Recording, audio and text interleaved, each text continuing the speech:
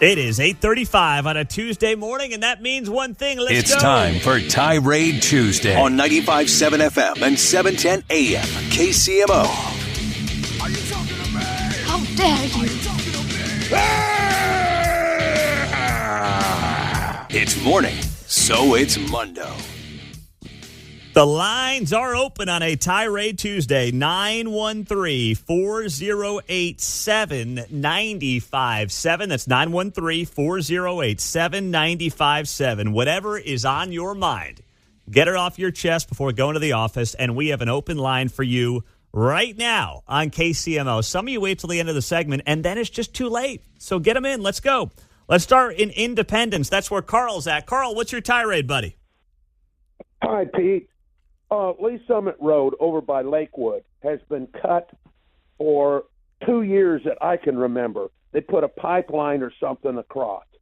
And how long does it take to get a road fixed? You and I were at a meeting at the golf club out by Lakewood, and there was a Lee Summit City Council member. And someone asked her what was going on with the road. Even the city council can't figure out what's going on. 2 years to fix a road? Come on, folks, please. Hey, man, you know how it goes. You got to have 3 people working on it, and then you got to have 10 people standing around and monitoring those 3 working on it. And then you need 7 more in the truck beside the road as well. So takes a village, brother. You know how it is. I'd love to have them out there if they were just doing anything. I know. All right, Carl. Hoping things get better out there on Lee Summit Road. But that's a good one. That's how we like a tirade like that. Nice work, buddy. 913-408-7957. Tirade Tuesday. Let's go to Stephen in Kansas City. Let her rip, Stephen. Go. Hey, Pete, all these Democrats wasting their breath like James Carville and Mark Cuban and, they're trying to change something that's not going to change. All these wokies are getting paid for supporting the crazy woke agenda. They're making money off of all the young minority ladies and the guys. You know, what's going to happen is they're going to wait 3 years to drive this thing even further into the teens, the 13% report, and then Bashir or Shapiro will probably be the nominee, or Gavin or Bashir, and then they'll save the party. But this is 3 years. This is 2 or 3 years away. They're not going to save, the Democrats are not going to save anyone. Even the media or their own can't save them. They're done for the next 2 or 3 years. There's no hope. So listen, they'd be smart. They'd breath. be smart to go with a guy like, you mentioned Andy Bashir, who's a Democratic governor in Red State, Kentucky. Josh Shapiro, Democratic governor in Pennsylvania, which obviously voted for Trump. Those are 2 names that make the most sense, right? But you think they're going to put a Jew at the top of their ticket in 4 years based on where they've been on this issue? I can't see it happening. I think so. I watched him on Bill Mayer, and I think Shapiro is going to be the nominee, honestly. I think Bashir will be the vice presidential. I think Gavin has no shot. Kamala's a joke. So just take that for what it's worth. Yeah. My gut tells me it's going to be Shapiro. Okay. Well, that would be a good option for him. That would be them wising up. I agree. That would be a good move. Thank you, Stephen. I appreciate it. 913-408-7957. That's the best direction that the party could take itself in. Tyler Olathe, go ahead, buddy. What's your tirade? Yes, sir. The city of Olathe has allowed a group home to open up right next to a elementary school of Northview Elementary School. As of right now, that has 2 sex offenders on the website registered as sex offenders, and the city of Olathe has let this prominent group open up another group home literally right in the backyard of Northview Elementary School. All right. Say this one more time for me. Northview Elementary School in Olathe has what next to it? A group home that, as of right now, if you look on a registered sex offender website, has 2 sex offenders registered to that address. What do you mean by a group home?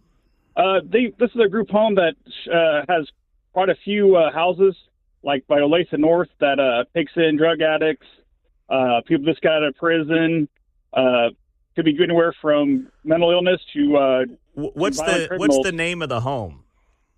I do believe it's under new creation. They said it was going to be a women's and children's home to the city, but then opened up a home that has just the regular sex offenders and possibility of some other criminals that are living there.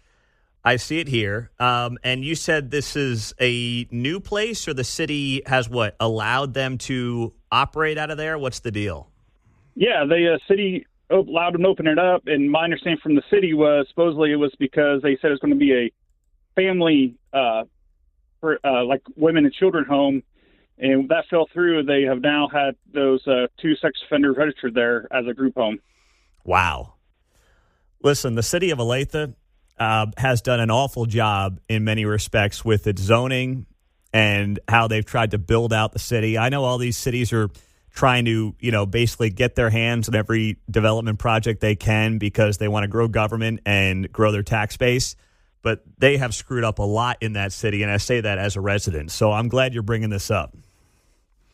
Yep, and the sad part is a residential house that's in a neighborhood. Like I said, the backyard literally backs up to the school.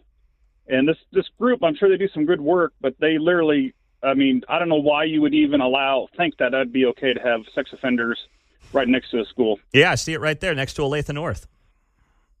Yeah, Olathe North and Northview Elementary, both. The ones at Olathe North is just, there's several, duplexes they got there.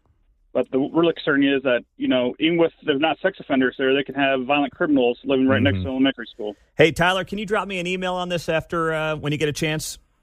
Yeah, I sure can. All right. Thank you, buddy. Or just find me on social media and drop me a note there. That's good information. 913-408-7957. Tirade Tuesday. Let's go to John Topeka. What's up, John? Go ahead.